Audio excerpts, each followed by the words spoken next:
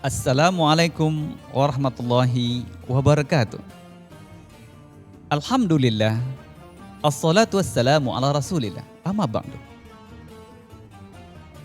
Untuk apakah manusia itu diciptakan? Untuk menjawab pertanyaan ini, setidak-tidaknya ada 3 jawaban yang kita berikan pada kesempatan ini. Yang pertama, tujuan penciptaan manusia adalah untuk beribadah kepada Allah. Allah katakan, "Wa ma khalaqtul jinna wal insa illa liya'budun." Tidak aku ciptakan jin dan manusia itu kecuali untuk menyembah kepadaku. Kapankah kita bisa merasakan bahwa tujuan penciptaan kita ini adalah untuk beribadah kepada Allah? Yang pertama, kita bisa merasakan hal itu ketika kita sedang lapar. Di 10 hari terakhir bulan Ramadan, ketika badan sudah mulai lelah, ketika badan sudah mulai lemah, pada malam harinya terasa sekali bahwa tujuan kita diciptakan oleh Allah adalah untuk beribadah kepadanya. Kita rela lapar, kita rela lelah fisik kita hanya untuk beribadah kepada Allah. Yang kedua, kita bisa merasakan bahwa tujuan penciptaan kita ini adalah untuk menyembah Allah adalah ketika kita bangun malam untuk melaksanakan qiyamul lail. Ketika kita bangun malam, tak ada seorang pun yang melihat kita. Anggota keluarga kita juga sedang tidur. Tetapi kita bangun malam, beribadah kepadanya, tidak mengharapkan pujian siapapun, kecuali hanya mengharapkan pujian Allah saja. Di sana terasa bahwa tujuan penciptaan kita adalah untuk beribadah kepada Allah. Pemirsa Mansapa TV yang dimuliakan oleh Allah. Tujuan kita beribadah yang kedua adalah untuk mensyukuri nikmat Allah. Allah katakan di Quran, "Inna a'tainakal kautsar."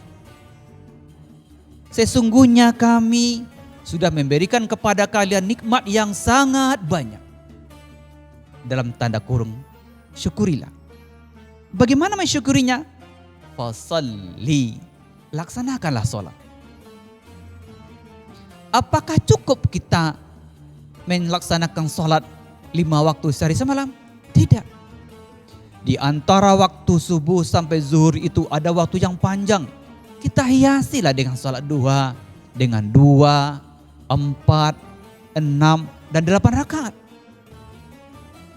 Antara waktu Isya dengan waktu subuh yang panjang itu, kita disuruh oleh Allah untuk bangun malam untuk melaksanakan sholat tahajud. Masih cukupkah dengan itu? Tidak.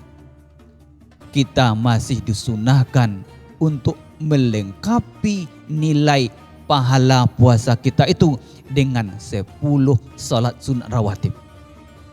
2 rakaat sebelum subuh, 2 rakaat atau 4 rakaat sebelum zuhur, 2 rakaat setelah zuhur, 2 setelah maghrib, dan 2 setelah isya. Yang kedua, cara mensyukuri nikmat Allah itu adalah wanhar, berkorbanlah, saling berbagilah. Berkorban bukan masalah sanggup atau tidak, tetapi adalah masalah taat atau tidak. Kita ambil contoh. Sanggupkah Nabi Ibrahim itu untuk menyembelih anaknya? Tidak. Anak yang diharap-harapkannya. Tetapi Allah menyuruhnya untuk mengorbankannya. Tapi Ibrahim mau melaksanakan itu. Karena apa? Bukan karena kesanggupan, tetapi adalah karena ketaatan. Bagaimana dengan kita? Apakah kita yang belum berkorban? Apakah karena kita belum sanggup? Atau karena tidak taat? Tanya diri sendiri. Apakah kita yang belum berkorban ini karena kita tidak sanggup atau kita tidak taat? Itu perlu dijawab. Yang ketiga, kita beribadah adalah agar dosa kita diampuni oleh Allah. Allah katakan dalam Al-Quran, innal hasanati yuzhibnas sayyi'at. Sesungguhnya kebaikan itu menghapuskan kesalahan. Contohnya adalah salat 5 waktu. Apalagi kita laksanakan dengan berjamaah.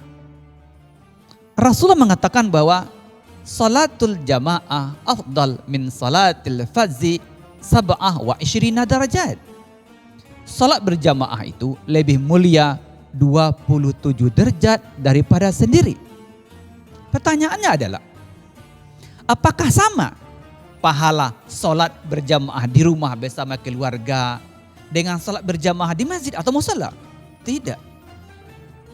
Inti dari 27 derajatnya pahala itu ada 4 hal. Pertama, 27 derajat itu terletak pada wudhu yang sempurna. Yang kedua, letak 27 derajat itu adalah karena langkah-langkah kaki kita yang kita langkahkan menuju musala atau masjid. Rasulullah katakan bahwa langkah-langkah kakimu itu satunya menghapuskan dosa dan satunya menaikkan derajat kita di mata Allah. Contoh, rumah kita misalnya berjarak dari masjid atau musala itu 10 meter. 1 meter kita bisa langkahkan 2 langkah. Berarti 10 langkahnya menghapuskan dosa, 10 langkahnya lagi menaikkan derajat kita di mata Allah. Yang ketiga, sebabnya adalah doanya para malaikat. Ketika seorang muslim itu duduk di masjid dalam keadaan berwudu, maka malaikat berdoa 3 hal kepadanya untuknya. Yang pertama, Allahumma ufir lahu, ya Allah ampunilah dosanya. Allahumma arhamhu, ya Allah sayangilah dia. Allahumma tub alaihi, ya Allah ampunilah dosa-dosanya. Apakah hal itu kita dapati bila kita sholat di rumah? Tentu tidak. Yang keempat, sebabnya adalah bahwa seseorang yang menunggu waktu sholat, dia sudah bernilai sholat dalam masa penantian waktu sholat itu. Dengan demikian, marilah kita datang ke masjid itu sebelum waktunya. Kenapa? Penantian kita menjelang waktu sholat itu sudah dianggap sholat oleh Allah.